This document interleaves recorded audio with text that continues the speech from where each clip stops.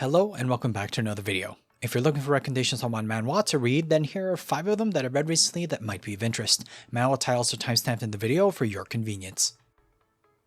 Our first manhwa for this week is the Sichuan Tang clan's Entomologist, a Murim manhwa that I've currently read up to chapter 60 on. Its main character is Fabre, a YouTuber in the modern day who uses his love of insects, a hobbyist entomologist whose whole entire content is about showing off these creatures to his viewers.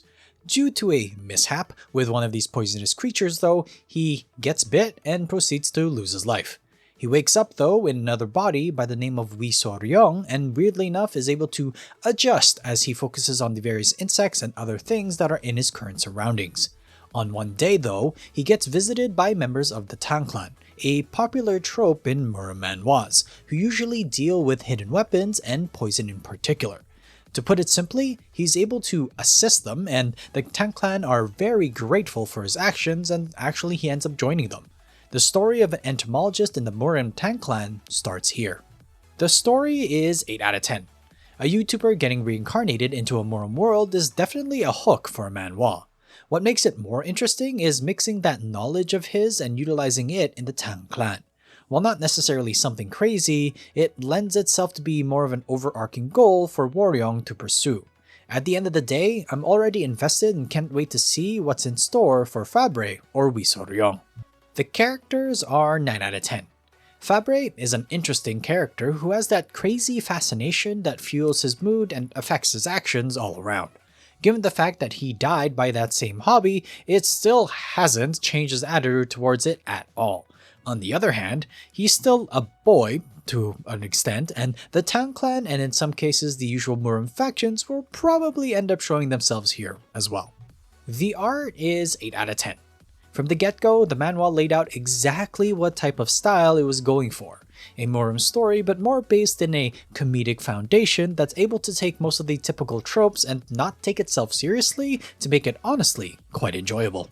So if you're looking for a Murim manhwa steeped into the comedy genre similar to Youngest Son of the Namgung clan from my previous videos, then the Sichuan Tang clan's Entomologist is a definite recommend from me.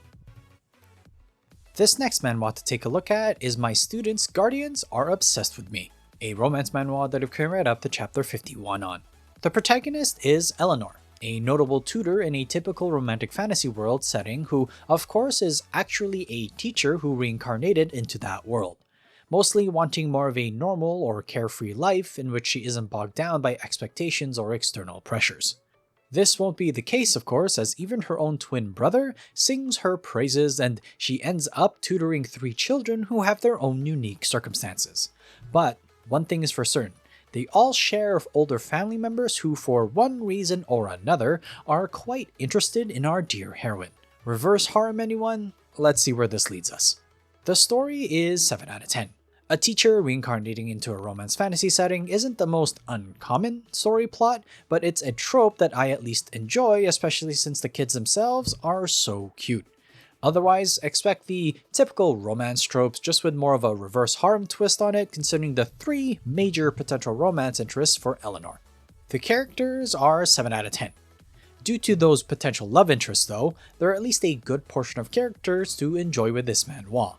If romance isn't your thing, at least the kids themselves are quite cute and mischievous bunch. It showcases the ability of them to observe and take action in ways that make sense and honestly just make you go, aww. The art is 8 out of 10. That cuteness is very much displayed through the art style. That fits in both the romance fantasy genre and also the childcare ones that seem to be getting a little bit more attention in these particular days. It's an overall fine entry into that overall space. So, if you enjoy romance fantasy manhwas mixed with the childcare genre, similar to The Immoral Duke Needs to Be Homeschooled from my previous videos, then My Students' Guardians Are Obsessed With Me is one that fans of the genre would enjoy. Limit Breaking Genius Mage is the name of our next manhwa to take a look at. It's a fantasy manhwa that I currently read up to chapter 34 on. Verdun is the name of its main character, and he is a member of a mage tower in a typical fantasy world. To his rotten luck though, he has no talent in the field of magic when it comes to practical skills. However, he's actually quite talented in the theoretical sense instead. abusing the natural kindness that he exudes, and in reality some of that wanting to be recognized, others take advantage of him, stealing his work and then even using him in their magic experiments. Due to Verdun's stubbornness though, he persists even though in some ways he can escape the situation. He just loves magic to a fault. One day, when he had enough though, after much preparation, he casts a spell that is supposed to overcome his natural talent of magic and maybe, just maybe, enact revenge on everyone who wronged him. The potential is 7 out of 10. To be quite honest, the beginning had me quite confused in terms of what was happening. Yes, it's easy to see the somewhat dire and terrible situation that Verdun was exposed to, but at the same time, he had a way to get out. Weird, somewhat irrational decisions aside, he utilizes his knowledge to the best of his ability to create a spell to transcend those limits, like a Murim rebirth phenomenon from some of my previous manhwa. And that ability might be able to actually realize his ambitions. The art is 6 out of 10. Due to the sheer amount of mage or magic based manhwas at this point, to be honest, the art of this one doesn't really stand out from the rest. It will probably turn into more of an overpowered growth story just based off the sheer art at this point. For now, it's about adventure and trying to figure out what he can do now. So if you're a fan of fantasy manhwas with the focus on the mage point of view, similar to the genius prismatic mage from my previous videos, then limit-breaking genius mage may be something to look into. The other shorter story I have for you this week is Ministry of Economy and Finance, a modern manhwa that I've currently read up to chapter 23 on. The focus of this plot is on Lee Song-jun, a political candidate that, through favors, people-pleasing, and overall just being a yes man, rises to the position of president of modern-day South Korea. This doesn't last long though, as he's ousted from power and blamed for the bad state of the country in his theoretical timeline. Even though he had allies initially, in the end, they all abandoned him. Somehow though, he wakes up back in the past where he was still serving as the Minister of Economy and Finance, and as any regression manhwa goes, it's time for Song-jun to utilize his knowledge of the future, and honestly, grow as both a person and a politician. The potential is 8 out of 10. Having the president be the one that regresses is an interesting prospect, especially considering the political turmoil that ended his first life. Now though, he actually has time to reflect and see how his policies actually affected the people of the country and not just his friends or peers in high places that clearly cower or run away at the first sign of danger. And this doesn't even start to describe his own personal journey of growth that he needs to go through. The art is 7 out of 10. With his current position of being the Minister of Economy and Finance, considering that this department holds the budget in their hands, there is a lot that they can do. Song-jun is now in a position, once again, where the politic wars can start, and that it has a lot of potential for. It does need some time though to show its stuff. So if you're a fan of political manhwas and my summary of this manhwa seems particularly interesting to you, then keep an eye on Ministry of Economy and Finance.